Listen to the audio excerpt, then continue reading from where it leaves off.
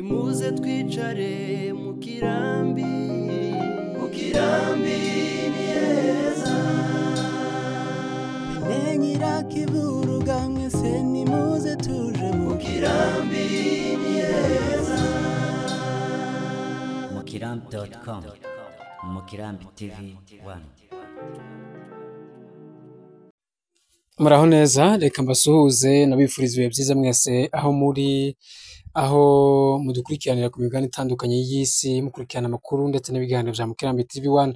Umunyamakuru ni Faustin Byiringiro, mbahaye ikaze. Nyuma y'uko tubagejeho uruzinduko rw'akazi rwakozwe na vice guverineri w'intara Kivu y'Amajepfo Gadi Mukezabinesha mu buyobozi bwa FCM 23 Twigwaneho ndetse na administrateur w'imisozi miremire ya Minembwe mu karere kamaze kubohorwa na Twigwaneho Afande Gikwere Charles. Uyu munsi wa none twategura ikiganiro cy'ibyo baganiriye n'abakozi b'ibiro bikuru by'ubuvuzi mu karere ka Minembwe ndetse n'ibitaro n'abaganga bakora ku bitaro bikuru by'akarere ka Minembwe biri ku Kiziba hafi n'ikibuga cy'indege. Dr Patrick ndetse na AG cyangwa se AG administrateur gestionnaire wa BSZ cyangwa se wa Bureau Central ya Zone de Santé ya Minembwe bagiranye ikiganiro kirekire berekana ibibazo biri mu buvuzi by'umwihariko mu karere ka Minembwe, aho bagiye berekana uburyo kw'ibitaro bikuru bibuze ibikoresho bifasha abaganga kwita ku ndwara cyangwa se ku ndwara z'abaturage, aho bashaka nka radiography, aho bashaka nka za ecography ikora ariko kandi ikabura umuriro mwiza ushobora gutuma ukoresha icyo cyuma gifasha ababyeyi kwibaruka cyangwa se kubyara mu nzira nziza bakurikiranye imikurire y'abana babo bari mu nda. Yavuze kandi ku bijyanye no kubura imiriro ibafasha kwita ku ndwara zimwe na zimwe wenda nk'izo zisabwa kubarwa mu bitaro kugira ngo babone haba urumuri rubafasha kubona pariti cyangwa se ahantu bari kubaga neza. Yavuze ndetse kutabona imishahara ku bakozi, murabizi kubera ikibazo cy'umutekano muke byatumye abaterankunga bava muri aka gace, ariko kandi n'abahari b'amashyirahamwe mpuzamahanga batita kuri icyo kibazo ugasanga ahubwo bariherereye iwabo ariko ntibagere mu karere ka Minembwe kandi bafite ubwo budahangarwa bwo kugera mu mazone ari insekirize ndavuga nka Croix Rouge, amashyirahamwe mpuzamahanga atabara mu buryo bw'ubuvuzi ndetse kubura ibindi byinshi bagiye babivuga. Muraza gukurikirana ama exposition cyangwa se amajambo bagiye bagezaho abayobozi haba administrateur ndetse na guverineri bagiye bakora ama exposition mu ndimi z'akazi Igifaransa ndetse n'Igiswahili kugira ngo abakurikirana hafi amakuru yacu ndetse no handi dusangiza iyi nkuru ku maradiyo akomakomeye ndetse n'ayandi yo mu ntara Kivu y'Amajepfo kuko rwa ruzinduko rw'umuyobozi w'intara kugira ngo babashe kuba babikurikirana. Bahaye ikaze, ni Faustin Byiringiro hamwe na Mukirambi TV 1 turi kubageza amakuru.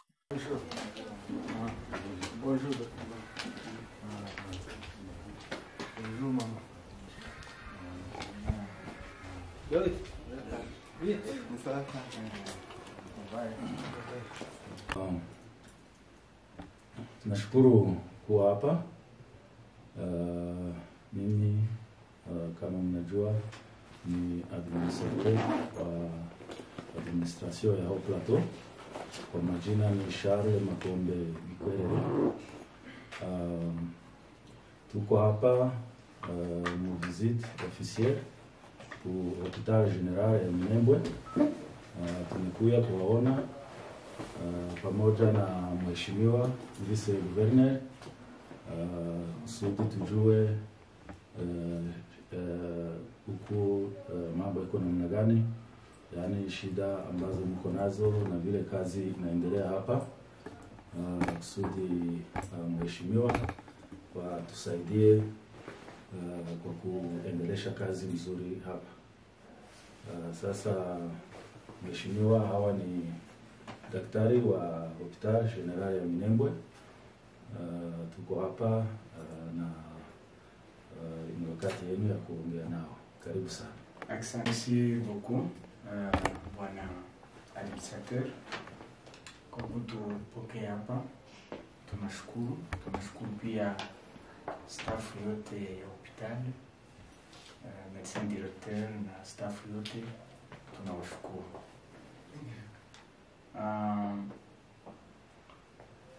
Kazi ambayo tunakuja kufanya hapa ni mission ambayo hierarchie yetu imetutuma.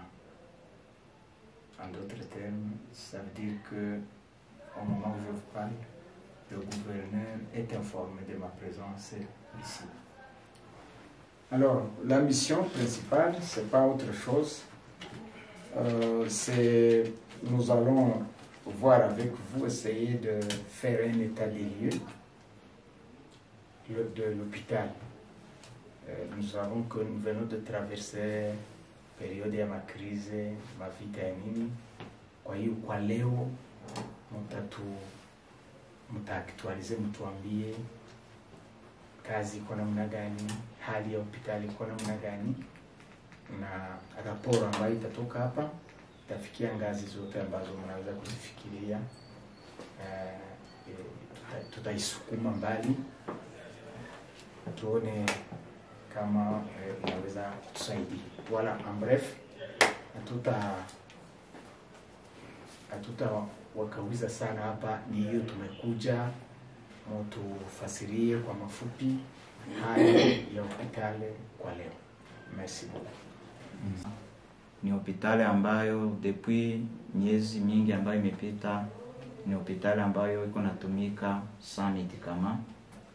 Vraiment madawa, kupata dawa hapa ni nguvu. Tumekuwa tukiuza dawa ayer, hizi siku gesi njia zinafunga, hatupate dawa yoyote.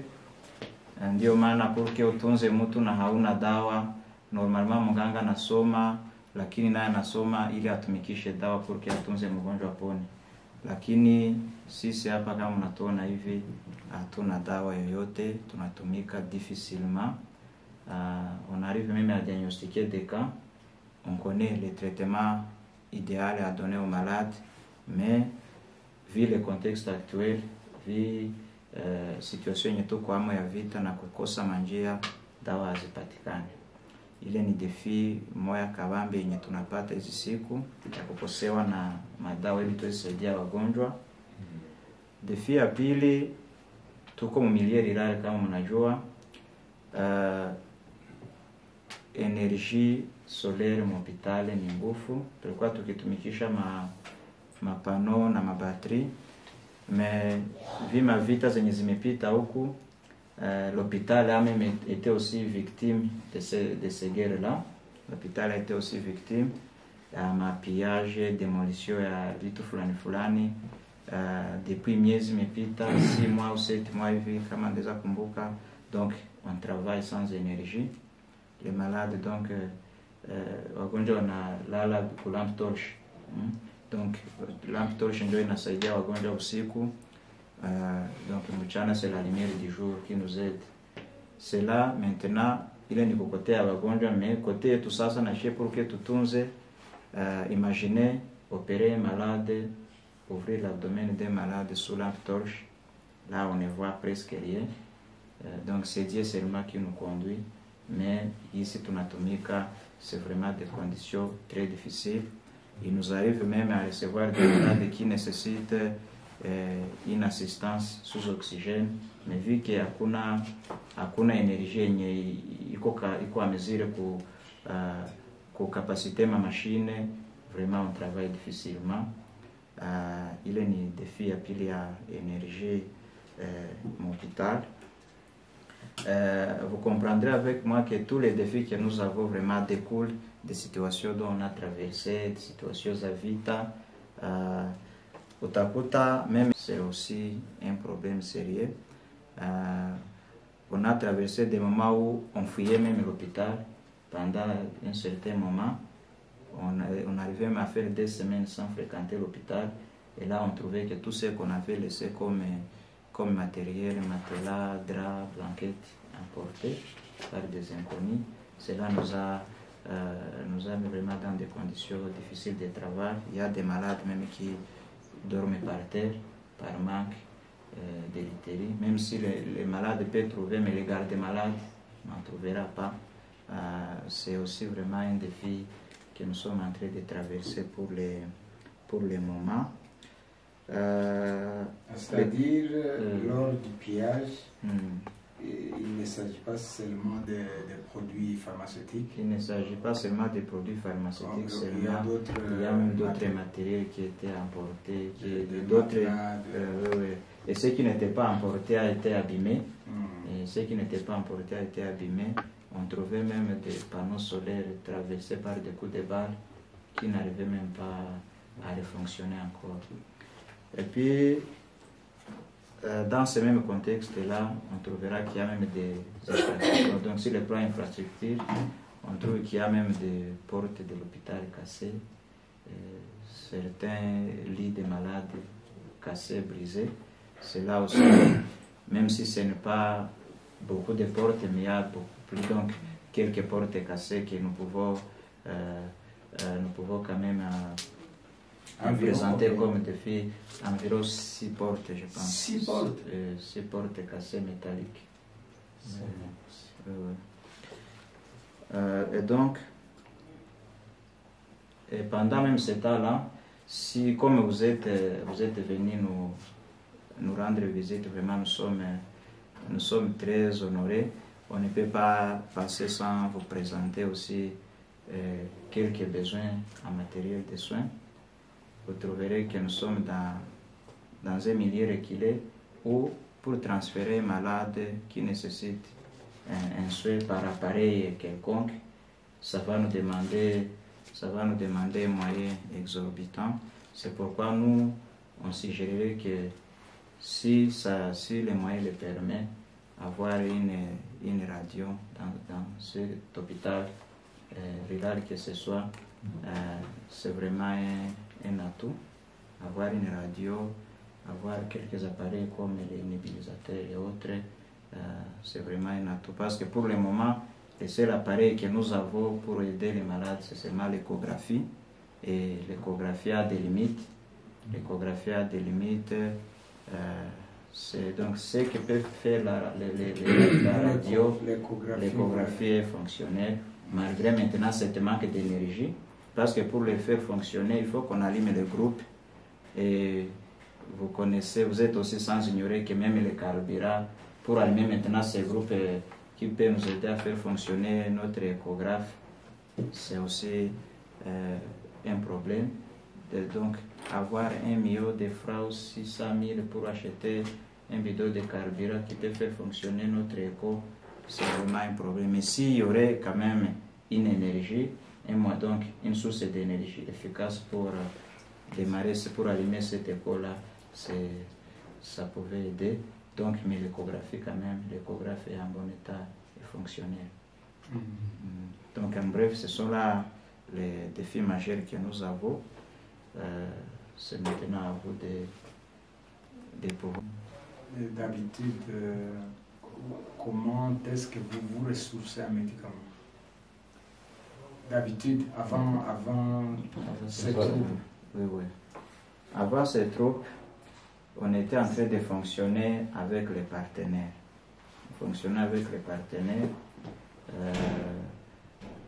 Avec maintenant, c'est donc cette histoire de guerre, les partenaires ne trouvent plus même les moyens d'arriver dans la zone. Vous trouverez que, vu que les moyens d'arriver dans la zone n'est plus là, les moyens aussi de faire arriver les médicaments n'est pas là. Il y a même un lot de médicaments qui étaient bloqués en cours de route et qui n'est pas arrivé. Même les vaccins, pour qu'on trouve même les vaccins dans la zone, c'est compliqué. Donc, toutes les voies d'accès. Il est où? Donc, on nous disait que le lot a été bloqué chez Moulima, je pense. On nous disait que le lot a été bloqué chez Moulima. Mais c'était un lot destiné à alimenter les centres de santé pour le compte du partenaire MDMP. On nous avait parlé de l'appui de 5 centres de santé. 3 dans la zone de santé du Tombo et 2 Minembo. Mais moi je croyais qu'on a retourné ça à Ouville. Moi, je n'ai pas pu suivre maintenant donc, la suite. Ok. Donc je me suis limité sur le fait que les médicaments étaient bloqués d'abord. Pendant que les médicaments venaient à Minembwe, les médicaments étaient donc, les lots de médicaments étaient bloqués. Et si maintenant ça a retourné à Uvira, Ok, on le saura si on le saura. Oui, Oui. Ça, c'était le premier partenaire qui nous aidait. L'autre partenaire qui nous aidait, c'était l'église de Zion Temple, qui nous aidait, mais il s'est désengagé il y a déjà, nous sommes au mois d'octobre, il y a déjà 7 mois que Zion Temple aussi s'est désengagé. Après ce désengagement maintenant des partenaires et la manque de la voie d'accès, nous étions en train de fonctionner, on achetait les médicaments, malgré le peu de moyens que nous disposons, on était en train d'acheter un lot de médicaments à Baraka, Uvira, mais actuellement, vu qu'il n'y a plus de voies d'accès, on n'en trouve plus. C'est ça, donc la situation actuelle par rapport aux médicaments. Donc si on peut hiérarchiser par exemple les besoins, je pense qu'on peut énumérer d'abord les priorités. Oui. La première, parce qu'il s'agit tous de priorités, mais la première priorité, sont les médicaments. Oui. Hein? Effectivement. Deuxième, la source d'énergie. source d'énergie. Donc, les panneaux solaires. Les panneaux solaires. Avec des batteries. Troisième. Le littérie pour les malades.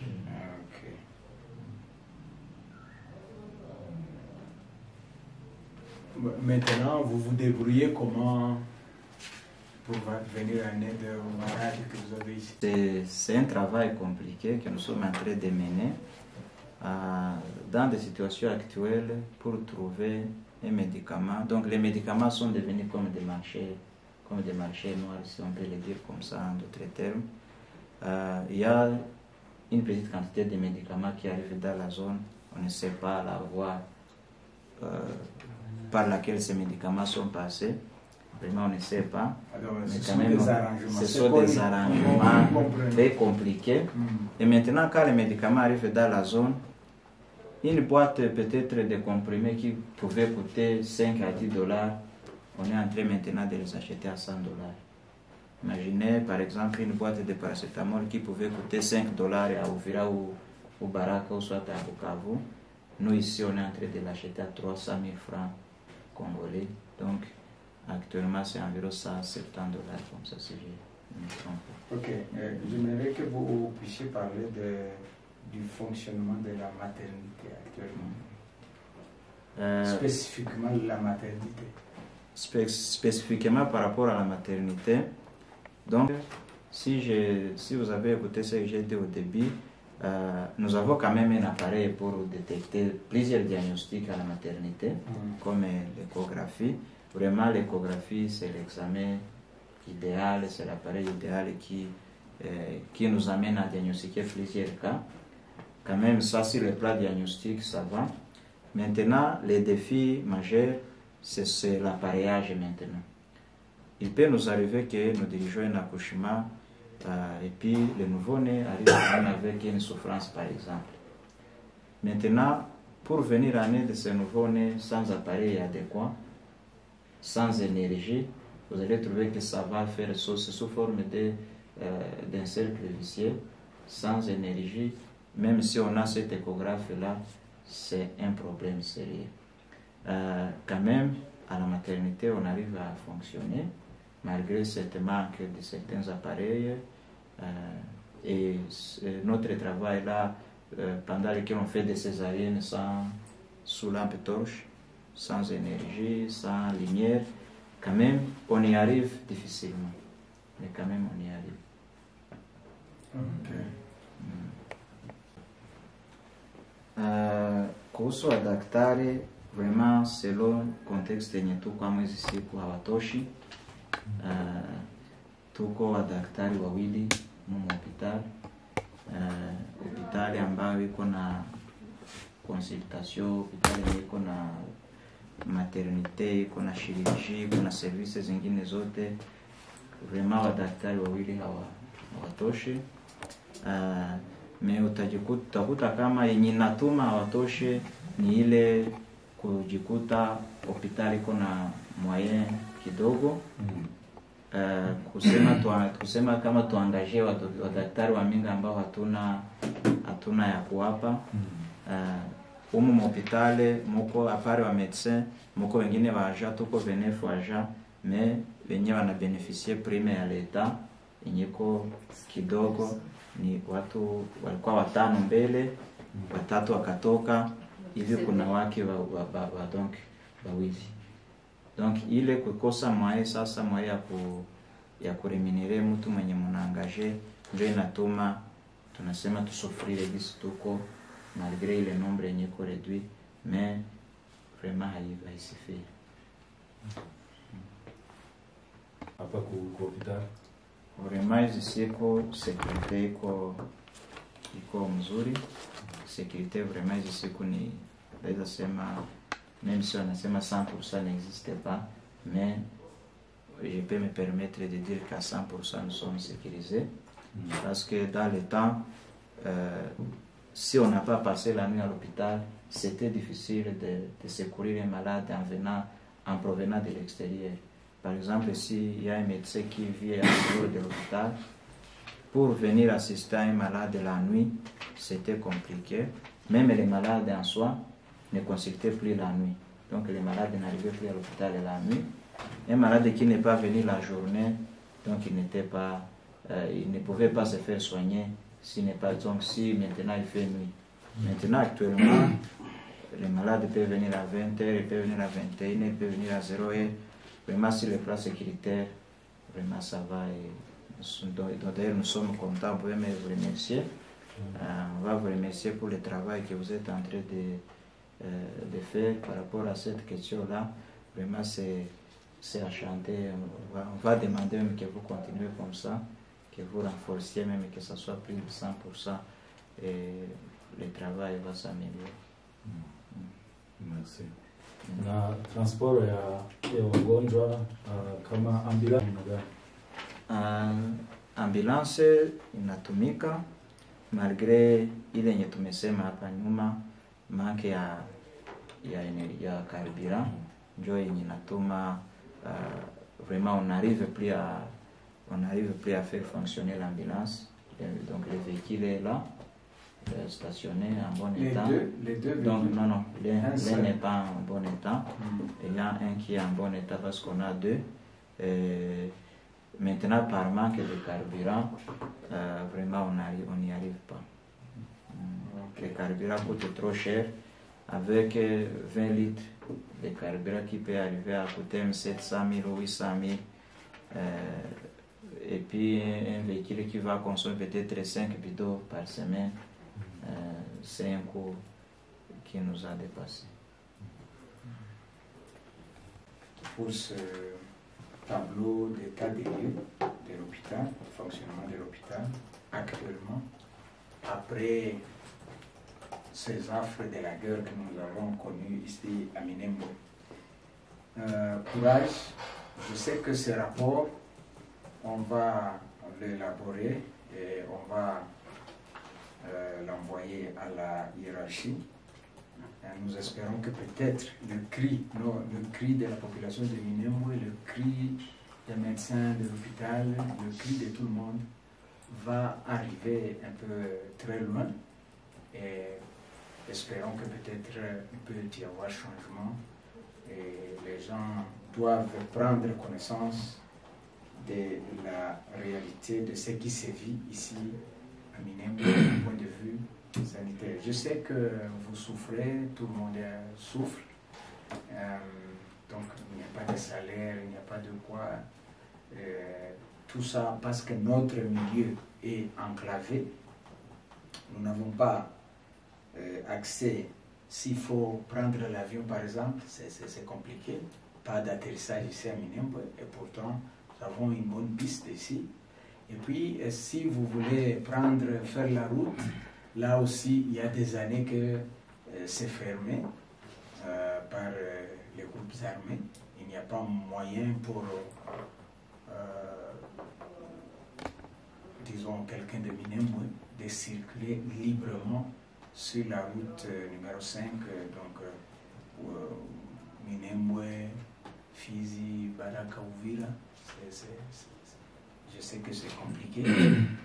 Alors, dans tout ça, nous allons essayer de faire des alarmes partout.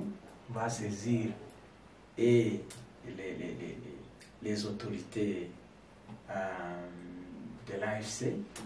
On va saisir aussi les organisations, tant nationales qu'internationales, pour qu'ils comprennent, qu'ils connaissent la réalité, disons, la crise humanitaire que nous sommes en train de traverser ici à Minembwe. Parce que je pense que même si vous ne l'avez pas signalé, c'est pas s'il y aurait des cas de malnutrition, compte tenu de ce contexte, je ne sais pas, peut-être vous allez nous le dire aussi. Mais sinon, merci à tout le monde. Nous aimerions faire un petit tour. Si on peut aller, on va visiter les malades, on va faire un petit tour et puis on aura terminé. Merci beaucoup. Je ne peux pas dépasser un mois sans recevoir 5 ou 6 cas. Et on se retrouve avec aucun intrant nutritionnel, pas de plan P, pas de F75, pas de F100. Donc sur le plan nutritionnel, aucun intrant. Je pense trouver un sachet de plan P dans Minembwe et Itombwe, je pense c'est comme trouver de l'or. Ça concerne les enfants ou même les autres les enfants. Surtout les enfants de moins de 5 ans. Surtout les enfants de moins de 5 ans. Je disais que trouver un sachet de plampinate à Minembwe, je ne sais pas. On ne peut pas trouver même un seul sachet de Plampi. On ne peut pas trouver même... Plampi, c'est quoi? C'est le peuple... Moi, je pense à parce que...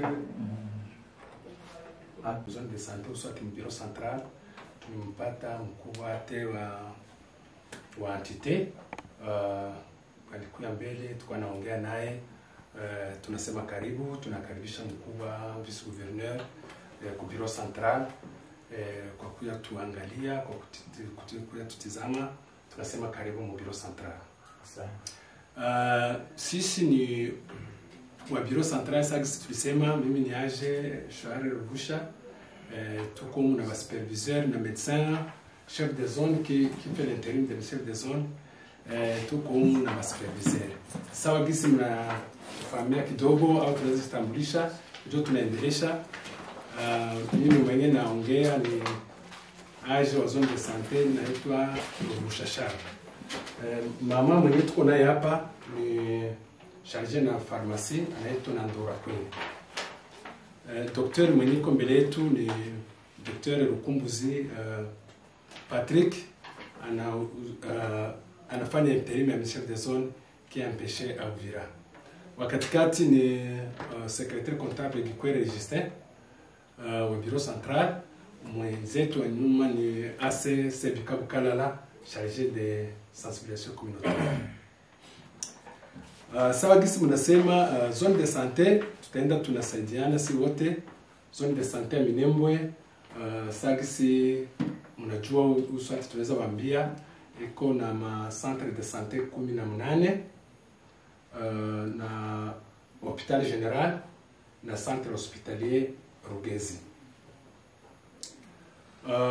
Hii masiku ya matatizo miaka yote iko sawa inagabuliwa, lakini tunakusanyaga maraporti wote pamoja na wenzetu wenye wiko empêché suite ya mavita wenye wiko Uvira. Hii tunaitaga axe nord. Hii ya huku kwetu inaitwa axe nord. Hii axe nord iko na centre de santé 10 na hopital general ya 11. Tunaweza sema kwa kifupi, tutaenda tulikuwa na tayarisha maneno mdogo wenyewe tutakuwa baambia, peut-être sisi kama tutakuwa kuelezea nukta kwa nukta au neno kwa neno, au kama tutapita comme présentation, neno kwa neno. Tunaweza presenter kama presentation ya zone ndogo siko kwa leo inatumika difficilement juu ya mavita, lakini inatumika difficilement sana juu ya mavita. Tutakuwa taja maneno madogo madogo ya gisi natumika mwa ile matatizo, lakini zone de santé ngani natumika kwa vitu yote batumishi biko, hata tuko nani batumishi yote kusema ni 100% sasa gisi bilikuwa mbele juu ya matatizo nilikuwa, lakini batumishi wangali. Tutakuwa sibambia juu ya madawa, hata gisi hatuko tunatunza leo gisi amani biligeuka juu ya mavita, lakini tungana tunza ba medecin biko, ba infirmier biko, les superviseurs biko, benye wanafanya bana supervisa kaile matumikio yote gisi iko. Tutakuwa tena baambia gisi batumishi banatumika avec le courage, on peut féliciter les batumishi banatumika bila kupokea. Ile nayo ni kaneno ni nukta moja nayo yenye tutakuwa baambia, manukta yenye tutabaambia. Tutakuwa baambia tena juu ya enclavement gisi zone de santé, surtout axe nord na ndio kwa enclavé de plus gisi tuko na ile shida ya kusema dawa itoke kule chini sawa gisi vilikuwa zamani, itoke kule chini Uvira Bukavu ifike huko. Tena tutakuwa malizia peut-être bezeto tanisaidia kwa kisi mitumikio yetu na ba partenaire benye tuko nao Minembwe. Iko sababu maneno ine au tano, lakini yote ni mitumikio ya zone de santé gisi tunatumika leo. Kwa kifupi, zone de santé inatumika difficilement, lakini inatumika. Neno la kwanza tulisema juu ya madawa, neno la pili tukasema juu ya prime soit salaire, ya tatu tukasema gisi kwa enclavé zone de santé gisi kwa enclavé, na kingine ya mwisho tunasema partenariat gisi inatumika na bureau central soit na zone de santé wa partenaire. Kwa hiyo tutapatia benzetu maneno soit kama tunaweza anzia kwa madawa gisi tunatumika leo juu ya madawa. Na jianzia kwa madawa tunatumika normalement zone de santé ni madawa, hakuna mitumikio juu ya madawa. Lakini kwa leo madawa ni shida, ili gisi tuko zone de santé ni shida, yenyewe tunasema ni shida. Tulikuwa na madawa miaka mingi, tulikuwa na madawa mingi zamani, lakini madawa ilikuwa inatoka Uvira Bukavu, tunauza zone de santé ilikuwa inajiuzia madawa, tunapatia ma centre de santé, ma centre de santé inatunza ma structure inatunza wagonjwa, kisha inarudisha franga selon na gisi ilinunua madawa kwa bureau central. Kisha tunaendelea kuwauzia tena, wanafanya vile, wanabeba, wanatunza, wanarudisha, tunaendelea kuwauzia. Hivyo ndio gisi tulikuwa miaka mingi sana, ndio gisi tulikuwa parce que tulikuwa na franga zenye IRC ilituachia donc za kuuza madawa après le départ. Tulikuwa na madawa kuuza na franga kuuza ni madawa. Mwisho tukatumikisha ile madawa mpaka magumi kakuwa mpaka ile madawa kaisha. Leo tunaweza sema kama tuko na riptira madawa, tunaishi leo kwa maarrangement ya kuuza madawa simenyewe. Kuuza madawa localement ya hii yenye inatoka Ndondo tuseme vile, yenye kuna bei mingi sana, de façon que ma centre de santé zimoya ziko zinaweza kuiuza. Na wenyewe kuna jitahidi wanauza bei kwa yulu, banashindwa kuuza madawa yenye stahili. Wanauza madawa kidogo sana. Kwa kifupi juu ya madawa tunaweza saidiana si wote na equipe madawa ndio gisiko tuko na riptire kabambi parce que tuko enclavé mu zone de santé Minembwe mwaxe nord kwa enclavé kabambi.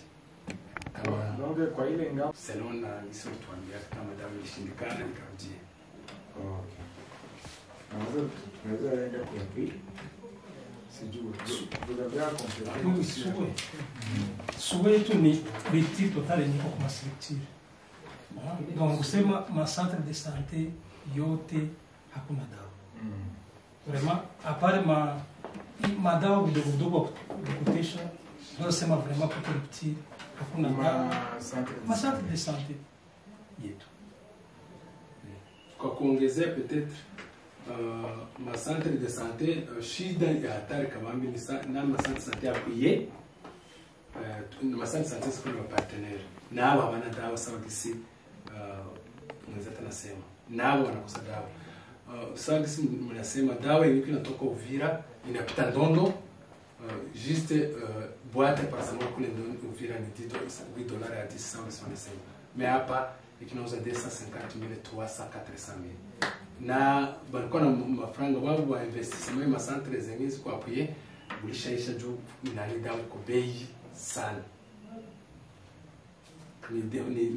ni shida kabambi yenye kwako kifulai ma centre zenye lazina apui madawa hakuna na zenye ziko na apui zote madawa hakuna ni shida ya population zone de santé tuko nayo. Okay. Avant tuende au niveau ya mji aseme groupe armé haina wakatalia wasende Minembwe. Okay. Tuseme hii ya mavaccin. Pour la dernière fois que vous avez vacciné les enfants de wakati gani? Tulivaccine na tuko tunavaccine. Dawa tulipata vaccin ya kampanye hapo mwezi ya nani? Ya kenda. Tulifanya vaccin ya kampanye sama na zone de santé zingine zote za province. Sauf que si tulianza nyuma juu ya ile difficulté. Olia kwanza balifanya juma yote walipata avance ya juma, si tulifanya juma yote mzima, si tukafanya nyuma juma yote mzima juu vaccin kusema itoke Uvira ipite Ndondo ifike Minembwe. Tulipata shida sana, lakini ilikuwa fika difficilement, lakini ilifika. Na nyuma ile ilikuwa vaccin ya kampanye, tukalomba nyingine monsieur Trezoni kwa Uvira akafanya nguvu yote akapandisha na nyingine ya rutini ya kuvaccine watoto kila mwezi. Tuko naye naweza kufanya miezi karibu 3 nadhani, miezi 3 ili tuko nayo nyingine za miezi kombele. Hii miezi kombele hapo mwezi ya 10 inaweza saidia amtua mwanji. Okay. Na ilifika kwa shida sana na depense akabambe yenyewe tukiteshe tuli karibu kushindwa yenyewe depense. Na ile ya makampanya kuna maalerte nyingine yenyewe iko kusema yenyewe inaweza kujitokeza. Bon, en fait dawa kukuja sasa ile ni kusema njia ilipita lakini ilipita tu makuruari zimoya zenye X parce que ingepasha pita njia Fizi lakini njia Fizi iko bloqué hakuna mais zone ilijiarrange vaccin ya kampanye ikafika ya routine ikafika na njo tunatumikisha peut-être mtuamo itakuwa kingazi. Ndio. Okay. Tuende sasa kama tunaikala au mushi wote madifikilite ni zimoa kuhusu hii madawa tutavirudili aje alishaviongea na MD tunateseka Minembwe kusema tupate swe ya kalite tunapaswa kuwa na dawa mekwa leo swe Minembwe haiko bien kuko venye viko wanatunza tana vishuka terapi hii mayani unakutanisha viko wanapatia mgonjwa jua kuna dawa tunabalomba sawa kubwa yetu mtutafutie njia hata kama hatuwezi pata dawa mbio tukipata njia itatusaidia kupata dawa juu kuko dawa zetu zenye zinakosa njia na tuko na uwezo ya kuuza ingine dawa me tutaiuzia wapi tukiuza itapitia wapi tunabalomba njia ingine ombi langu ni kuhusu partenere MDM huyu partenere MDM anatugusa kumaronjo tuseme kuko makuta zenye alikuwa anapana kuma centre zenye anaapuye na kuko umafo wenye anabachiaka akishaenda juu kila mwezi banagusaka kwa bule bumakuta waba na batumiaka wa sabuni banaweka bakishaenda ile makuta njo yenye ingebasaidia mekwa leo ile makuti naenda hatuyue ile makuta ilienda wapi tuko ayuza dawa oro hatungepashwa auza dawa mpresence ya partenaire. Ile ni kazi ya partenaire. Kama mnaweza tuambilia kwa ule partenaire, si hatuwezi fika kwake, menyie mnaweza pafika, mtuambilie partenaire atuangalilie dawa. Hatuwezi sema partenaire iko mzone na bakaji biko banajiuzia dawa. Kazi ya partenaire kustrictire ni nini? Sione kazi ya partenaire kumastrictire na biko banateseka vile. Iko anateseka saa mwenye hana partenaire. Kuko mwenye iko na partenaire anateseka sana mwenye hana partenaire. Kama kuko gisi partenaire auzie ile mastrictire dawa na ile makuta yenye balisha poteza azirudisha.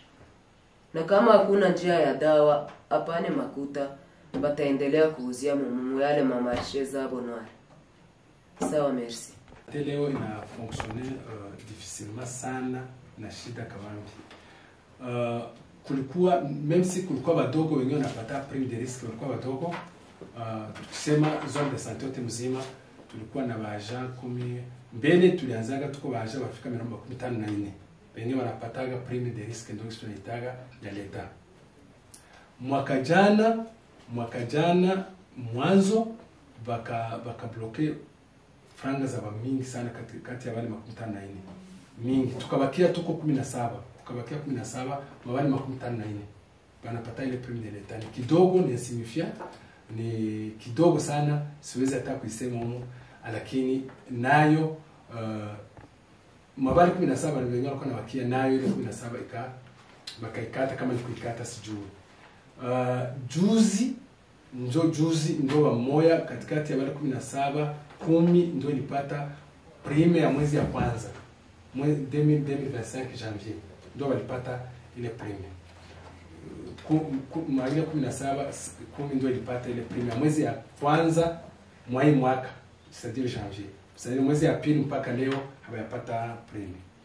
Donc tunataka kuambia kama kuhusu remuneration mu zone de santé Minembwe haiko.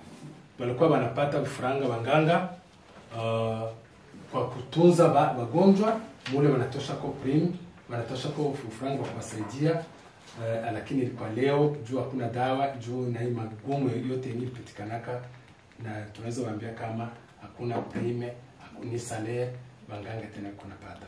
Apart aba wenye biko na appui ya aba partenaire NDMPIN njo wangana pana ile envelope ya kuma centre de santé ine na hospitali ya 5, moya axe nord na axe sud 2 na kuse H centre hospitalier moya. Manake mu secteur 12 secteur 8 ndio zinapata ile franga ya partenaire ya prime ya kusaidia partenaire. Structure 5 zote na axe sud ziko secteur 8. Okay. 8 12. Bengine banaikala, ndio tunaweza sema kuikala kabisa, kuikala bila franga hata moya ya kufanya fonctionner ma centre de santé. Mbele walikuwa wanapata franga yao ya matunzo, lakini leo matunzo juu kukosa dawa na ile vita ilikuwa ya kukosa mwaya kulipa madawa, banganga au sote wa fonctionnaire wa centre de santé ma cité banaikala bila kupokea. Sawa.